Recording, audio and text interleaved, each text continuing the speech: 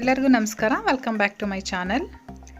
ಇವತ್ತು ನಾನು ತಿಂಗಳಗಟ್ಟಲೆ ಹಸಿಮೆಣಸಿನ್ಕಾಯಿನ ಹೇಗೆ ಶೇಖರಿಸಿಡೋದು ಅಂತೇಳಿ ಹೇಳ್ಕೊಡ್ತಾ ಇದ್ದೀನಿ. ನಾನಿಲ್ಲಿ ಮಾರ್ಕೆಟಿಂದ ತಂದಿರ್ತಕ್ಕಂಥ ಮೆಣಸಿನ್ಕಾಯಿನ ವಾಶ್ ಮಾಡಿಬಿಟ್ಟು ಈ ಬೌಲಲ್ಲಿ ಹಾಕಿಟ್ಕೊಂಡಿದ್ದೀನಿ.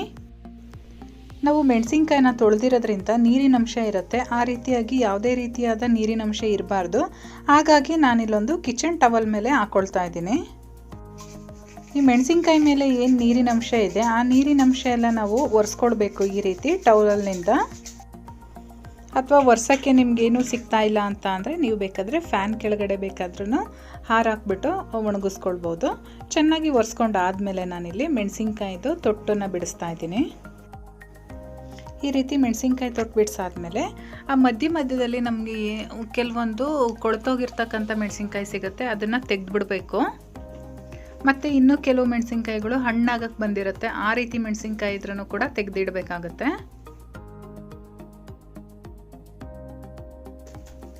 ಮನೆಯಲ್ಲಿ ಮೆಣಸಿನ್ಕಾಯಿನ ಜಾಸ್ತಿ ತಂದಾಗ ಈ ಮೆಥಡ್ನ ಫಾಲೋ ಮಾಡಿಕೊಂಡು ತುಂಬ ದಿನಗಳವರೆಗೂ ಈ ರೀತಿ ಮೆಣಸಿನ್ಕಾಯಿನ ಇಟ್ಕೊಳ್ಬೋದು ನಾವು. ನೋಡಿ, ಈ ರೀತಿ ಮೆಣಸಿನ್ಕಾಯಿ ಸಿಕ್ಕಿದಾಗ ನಾವು ತೆಗೆದಿಡಬೇಕಾಗತ್ತೆ, ಅದರಿಂದ ಬೇರೆ ಮೆಣಸಿನ್ಕಾಯಿಗಳು ಕೂಡ ಹಾಳಾಗುತ್ತೆ. ಇವಾಗ ನೋಡಿ, ಕಂಪ್ಲೀಟಾಗಿ ನಾನು ತೊಟ್ಟನ್ನೆಲ್ಲ ಸೋಸಿದ್ದೀನಿ. ಅದೇ ರೀತಿ ಮತ್ತೆ ಇನ್ನೇನಾದರೂ ನೀರಿನಂಶ ಇದ್ದರೆ ಅಂತೇಳ್ಬಿಟ್ಟು ಇನ್ನೊಂದ್ಸಲ ಈ ರೀತಿ ಒರೆಸ್ಕೊಳ್ತಾ ಇದ್ದೀನಿ. ಇವತ್ತು ನಾನು 2 ರೀತಿ ಮೆಣಸಿನ್ಕಾಯಿನ ಹೇಗೆ ಶೇಖರಿಸೋದು ಅಂತೇಳಿ ತೋರಿಸ್ಕೊಡ್ತಾ ಇದ್ದೀನಿ. ಬನ್ನಿ ಹಾಗಾದರೆ ನಮ್ಮದು ಮೊದಲನೇ ಮೆಥಡು ಯಾವುದು ಅಂತೇಳಿ ನೋಡ್ಕೊಳ್ಳೋಣ. ಇಲ್ಲಿ ನಾನು ಒಂದು ಏರ್ ಟೈಟ್ ಕಂಟೈನರ್ ಇಟ್ಕೊಂಡಿದ್ದೀನಿ. ಇದಕ್ಕೆ 2 ಸ್ಟೆಪ್ಪಲ್ಲಿ ನಾನು ಟಿಶ್ಯೂ ಪೇಪರ್ನ ಹಾಕ್ತಾ ಇದ್ದೀನಿ. ಈಗ ನಾನು ಹಾಕಿರ್ತಕ್ಕಂಥ ಟಿಶ್ಯೂ ಪೇಪರು 2 ಲೇಯರ್ ಇದೆ. ಈ ರೀತಿ ಕವರ್ ಮಾಡಿಕೊಂಡು ಅದ್ರ ಮೇಲ್ಗಡೆ ಸ್ವಲ್ಪ ಮೆಣಸಿನ್ಕಾಯಿನ ಹಾಕ್ಕೊಳ್ಳೋಣ. ಇವಾಗ ನಾವು ರೆಡಿ ಮಾಡಿ ಇಟ್ಕೊಂಡಿದ್ದೀವಲ್ಲ ಆ ಮೆಣಸಿನ್ಕಾಯಿ ಏನಾದ್ರೂ ಜಾಸ್ತಿ ಕ್ವಾಂಟಿಟಿಲಿದ್ದರೆ ನೀವು ಸ್ವಲ್ಪ ದೊಡ್ಡದು ಕಂಟೈನರ್ನ ತೊಗೊಳ್ಳಿ.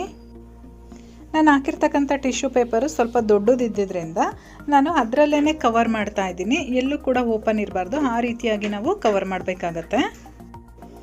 ಟಿಶ್ಯೂ ಪೇಪರ್ ಏನಾದರೂ ಚಿಕ್ಕದಿದ್ದರೆ ಮೇಲ್ಗಡೆ ಇನ್ನೊಂದು ಸಪ್ರೇಟಾಗಿ ನೀವು ಟಿಶ್ಯೂ ಪೇಪರ್ನ ಯೂಸ್ ಮಾಡಬೇಕಾಗತ್ತೆ. ಈ ರೀತಿ ಹಾಕಾದ್ಮೇಲೆ ಮೇಲ್ಗಡೆ ಲಿಡ್ ಕ್ಲೋಸ್ ಮಾಡಿಬಿಡೋಣ. ಇವಾಗ ಇದು ರೆಡಿಯಾಗಿದೆ. ಈ ಕಂಟೈನರ್ನ ನಾವು ಫ್ರಿಡ್ಜಲ್ಲಿ ಇಟ್ಕೊಂಡ್ರೆ ತುಂಬ ದಿನಗಳವರೆಗೂ ನಾವು ಮೆಣಸಿನ್ಕಾಯಿನ ಯೂಸ್ ಮಾಡ್ಬೋದು. ನೆನಪಲ್ಲಿರಲಿ, ಫ್ರೀಝರಲ್ಲಿ ಇಡಕ್ಕೆ ಹೋಗ್ಬಿಡಿ, ಇದನ್ನು ಫ್ರಿಡ್ಜಲ್ಲಿ ಇಟ್ಕೊಳ್ಳಿ.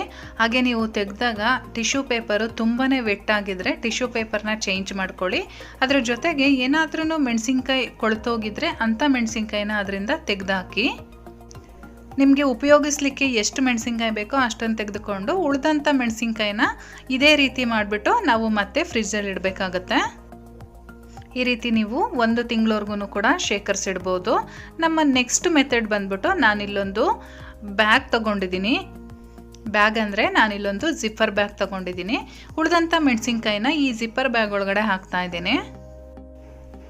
ಎಲ್ಲದನ್ನು ಒಂದೇ ಕಂಟೈನರಲ್ಲೇ ಹಾಕಿ ಇಡ್ಬೋದಲ್ಲ ಅಂತ ನೀವು ಕೇಳ್ಬೋದು. ನಾವು ಪ್ರತಿದಿನ ಯೂಸ್ ಮಾಡೋಕ್ಕೆ ಕಂಟೈನರ್ನ ಓಪನ್ ಮಾಡೋದ್ರಿಂದ ಮೆಣಸಿನ್ಕಾಯಿ ಹಾಳಾಗೋ ಅಂಥ ಚಾನ್ಸಸ್ ಇರುತ್ತೆ. ಹಾಗಾಗಿ ಅರ್ಧ ಭಾಗನ ನಾನು ಈ ರೀತಿ ಜಿಪ್ಪರ್ ಕವರ್ಗೆ ಹಾಕಿದ್ದೀನಿ. ಮೆಣಸಿನ್ಕಾಯಿನ ಜಿಪ್ಪರ್ ಕವರ್ ಒಳಗಡೆ ಹಾಕಾದ್ಮೇಲೆ ನಮಗೆ ಅದರಲ್ಲಿ ಏರ್ ಔಟ್ ಮಾಡ್ಕೊಳ್ಬೇಕು, ಏರ್ ತುಂಬಿಕೊಳ್ಬಾರ್ದು.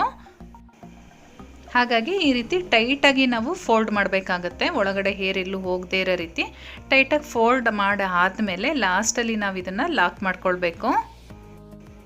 ಈ ರೀತಿ ಲಾಕ್ ಮಾಡಿ ರೆಡಿಯಾದಂಥ ಜಿಪ್ಪರ್ ಬ್ಯಾಗನ್ನು ನಾವು ಫ್ರೀಝರ್ ಒಳಗಡೆ ಇಡಬೇಕಾಗತ್ತೆ. ನಾನು ಆವಾಗಲೇ ತೋರಿಸಿದಂಥ ಈ ಕಂಟೈನರ್ನ ಫ್ರಿಡ್ಜಲ್ಲಿ ಇಟ್ಕೋಬೇಕು.